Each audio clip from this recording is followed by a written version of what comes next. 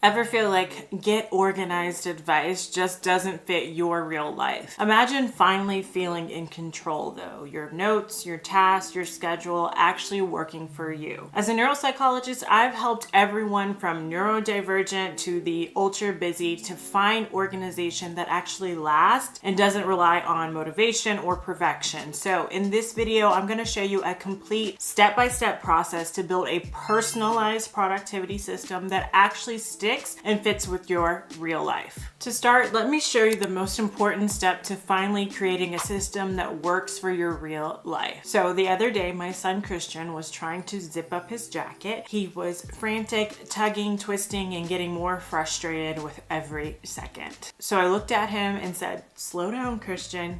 And just like that, he paused, he took a breath, tried again, and nailed it. Later, he was coloring, but going so fast with his crayon, he kept slipping outside of the lines. "Slow down, Christian," I said. He paused, he adjusted, he nailed it. Then there was the Where's Waldo book. He was in my lap, scanning the page with his little head darting from left to right like a tennis match, and I whispered, "Slow down, Christian." And sure enough, he found Waldo. He nailed it when he slowed down. And that, when I noticed that pattern, it hit me like a ton of bricks. This is what so many of us are doing. We have our hustle, that manic go, go, go, push through busyness, and we have our intention, the strategic, the methodical actions rooted in purpose, not just frantic energy. Hustle, go, go, go, in our intentions. Many ambitious women live here in the hustle zone with intention constantly taking a backseat to all the day-to-day business. Where I want to move us is to here, into a space where intention comes first, where we're strategic, we're thoughtful and methodical, where hustle is still present, but it's the last step that becomes easier, lighter, and more effective because we slow down first. It's like pulling back a bow and arrow. If you think about archery, they don't let the arrow just fly by yanking it wildly and quickly. They pull it back slowly, they focus, they breathe, they aim, then they release, and that's how they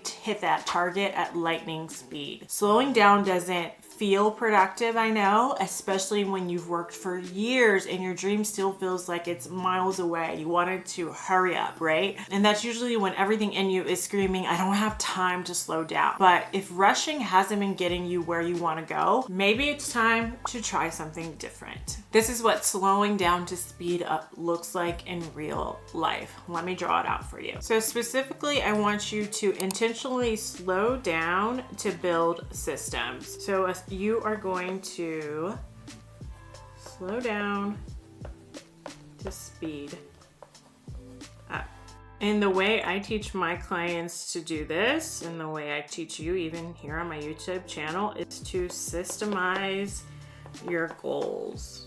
So in order to do this intentionally and not just be creating systems willy-nilly, you want to have systems that are intentionally built to help you reach your goals faster and easier. So you want to systemize your goals. A system is a collection of, it could be habits, routines, and tools, whatever it is. It's a process. Usually I like to do a proven process of things that work together to get you from point A to point B. Is something that you can do on a repeatable basis and something that you know works. So you want to create systems for your goals. And it's important that these systems are personalized for you. If you're interested, I have a program, Systemize Your Goals Accelerator, where it includes personalized one-to-one mentorship with me to help you create these systems for yourself. So you learn all these systems, but you get to work with me also one-to-one to personalize them for you, as well as get accountability and community. So I will link that below, my Systemize Your Goals Accelerator. But I want to share here two of the most important systems that I teach my students that I think might be helpful for you today. So the first one is to get things out of your head. So create systems to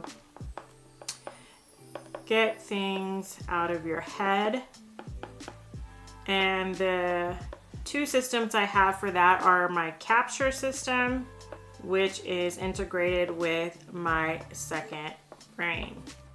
So you really want to get in the habit of capturing everything that comes into your mind, things you need to do, ideas that you have, notes, and that way you're not holding on to it as a mental clutter, but you're slowing down to build a system that you have like a running to-do list, a running ideas list that you can capture this. I do this within my Notion second brain, specifically in my Productive Boss Notion system if you want to use it for yourself as well. And another important system that I don't talk about much on my channel is to systemize your AI use.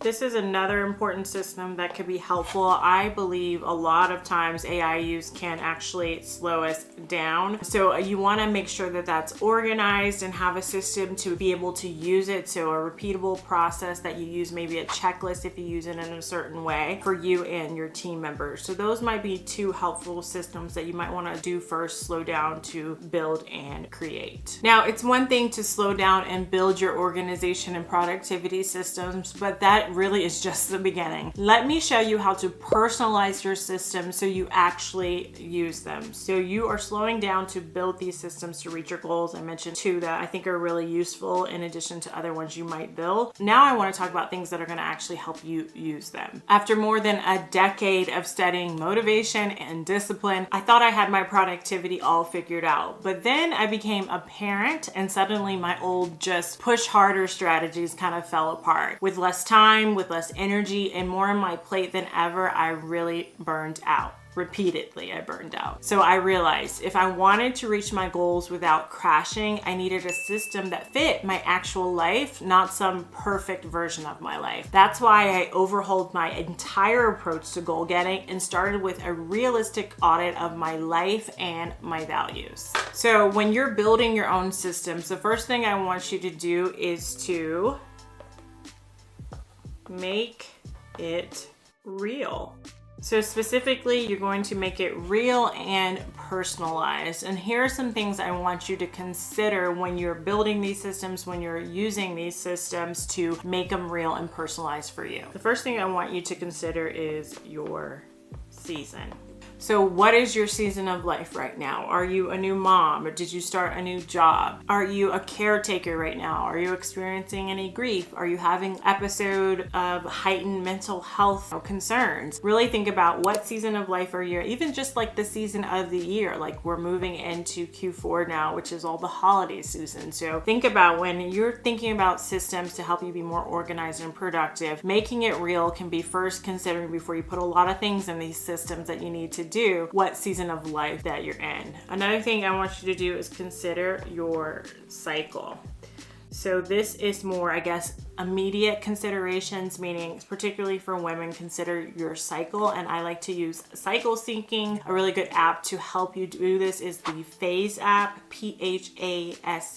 And really considering, okay, is this a heightened time of energy for me right now to use these systems? May I maybe need to come up with a system for maybe when I have lower energy, when I'm more hormonal, those kinds of things. Another thing I want you to consider is your brain. So as a neuropsychologist, of course, I want you to think about how your brain works when you are developing these systems and trying to use them. Are you neurodivergent or neurospicy? Are these things that you need to consider? And I don't just mean like ADHD, but that could just mean things like anxiety or depression that's affecting your cognition or your brain. It doesn't necessarily have to be ADHD or autism when we think about neurodivergent. There's lots of different things that can affect our executive functioning. And if you are neurospicy, you might face unique challenges when it comes to being organized and productive. As a neuropsychologist, one of the things I stress to my clients is to use the right strategies and tools for your brain. Specifically, I have a module in my Systemize Your Goals Accelerator called Neurospicy and Productive, and I teach all the different ways neurodivergence can impact productivity in that module. So let me tell you some of those ways in case you're not familiar and you never really heard about this term, neurodivergence, or I call it neurospicy. spicy. So largely when it comes to productivity and organization, the way neurodivergence may affect you and you may want to consider when you're building your systems is what is called your executive functioning. One of those things in executive functioning is initiation. So a good book that I recommend is Dopamine Nation. That helps explain these more in like layman terms. But initiation is when you struggle with getting started on tasks. Like once you're in it, things are fine, but just like getting the momentum to start things can be hard, and that's related a lot to dopamine. Organization in general, you might need more help and more thought out process to be organized. That's why using things like the second brain is really helpful. You may struggle with impulsivity, so you might be doing your work and then all of a sudden you get this idea and you feel like I gotta chase that now, I gotta do that now. Also can lead to distractibility. You might struggle with cognitive inflexibility or perseveration. Me as a person with OCD, I definitely struggle with getting stuck on things and having trouble switching tasks. So when it's time to turn off things, so using things like timers in my productivity systems is really helpful. And then another one that you might want to look out for is time blindness. So if you are neurodivergent or neurospicy, you may have a unique relationship with the way you perceive time, which is not neurotypical, and you might want to account for that as well, that 15 minutes for you may seem so much longer than the average person, and that can help you plan better as well. Again, if you want my help with these sorts of things, it's all inside my program, Systemize Your Goals Accelerator, and I will link that below. So now you know how to make the systems you create realistic for your current life. There is another side to the coin to help you actually stick to these systems you create. So think about planting a garden. If you plant your seeds on the sunny side of the house with good soil, your plants practically beg to grow all on their own. But if you stick them in the shade, fighting rocks and clay, you're making life way harder than it needs to be. The same goes for staying organized and consistent. You can set yourself up for success, or you can make things an uphill battle. So let's talk about that now. The next thing I want you to do is make it easy. So we've made it real. Now it's time to make it easy. So set yourself up for success in your unique environment. So here are the things I want you to consider to make it easy. So I want you to pick the right tools and specifically know when to use paper versus digital when it comes to picking the right tools. I like to use paper when I'm brainstorming. So when I'm ideating, I want to get things out of my head. There's a lot of research about pen to paper to help us actually do that, and then transferring it to digital. So I brainstorm my goals in my paper planner before I transfer them to Notion. Also, similarly, executing. So in my day-to-day time blocking, that's in my paper planning. If you try to do all your time blocking in a digital calendar, you'll just get overwhelmed and you actually stop like noticing those blocks that you put in there. Versus writing it down in time blocking, you're actually more likely to get those things done that you're blocking out. Digitally, I use for storing and organizing. So obviously storing digital things in large files, but also organizing my tasks, my task management, tracking my goals, those sorts of things I all like to do all digital. So use paper when you need to brainstorm or get things done, and go digital for storing, organizing what matters. The next thing I want you to consider is your environment setup. Shape your environment, essentially. I want you to set up your environment to make it easy to stay organized and productive. So home systems like a launch pad and natural clutter checks and a weekly home blessing can be useful. And then for work systems, things like a paper inbox, reset routines, and a weekly review session can be also useful. So just setting up your environment to support you. The last thing I want you to consider is to start small.